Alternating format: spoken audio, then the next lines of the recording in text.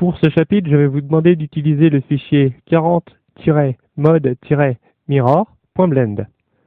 Et comme vous le voyez, nous avons une tête de singe que j'ai coupée en deux.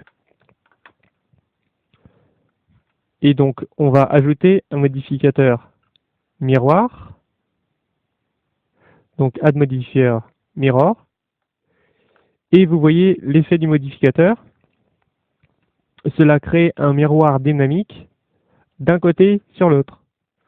Donc là, si avec ce modificateur miroir, je vais en Edit Mode et que je sélectionne un des points et que j'agis sur ce point, eh bien comme vous le voyez, les modifications sont reportées de part et d'autre. Donc dès que vous avez une modélisation symétrique, sauvez-vous du temps et utilisez un modificateur miroir. Donc au niveau des options disponibles, on a l'axe sur lequel sera opéré le miroir, donc soit X, soit Y, soit Z. Ils sont également cumulables. Donc on va revenir sur X, qui était très bien. Au niveau des options, on a Merge, c'est-à-dire est-ce qu'on fusionne ou pas les points qui sont en double au niveau de la séparation du miroir. On parle bien de ces points-ci. Voilà. Clipping, alors l'utilisation de clipping est assez intéressante. En fait, je vais vous montrer ce qui se passe sans clipping d'abord.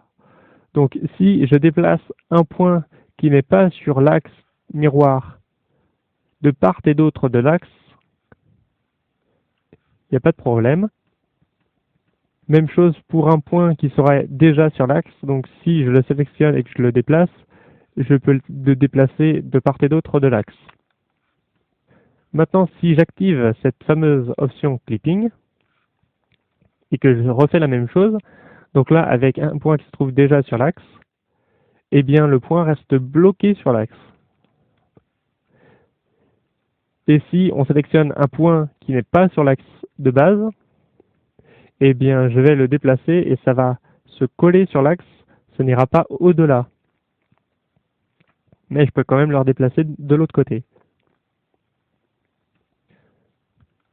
Voilà pour cette option clipping. Vertex Groups permet de créer un miroir des groupes de points.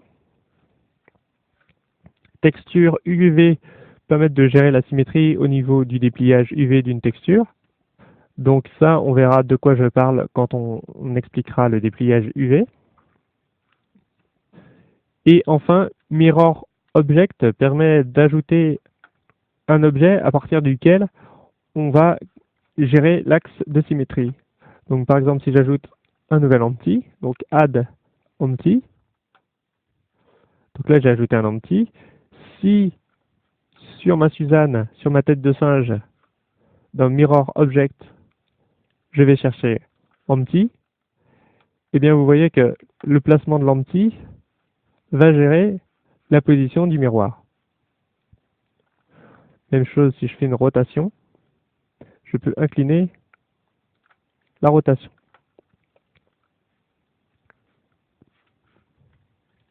Par rapport à l'utilisation du miroir, quand vous faites des visages, l'idéal c'est de créer uniquement un seul côté.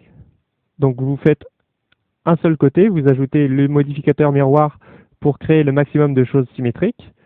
Et ensuite, il est conseillé d'appliquer le modificateur miroir pour désymétriser le visage.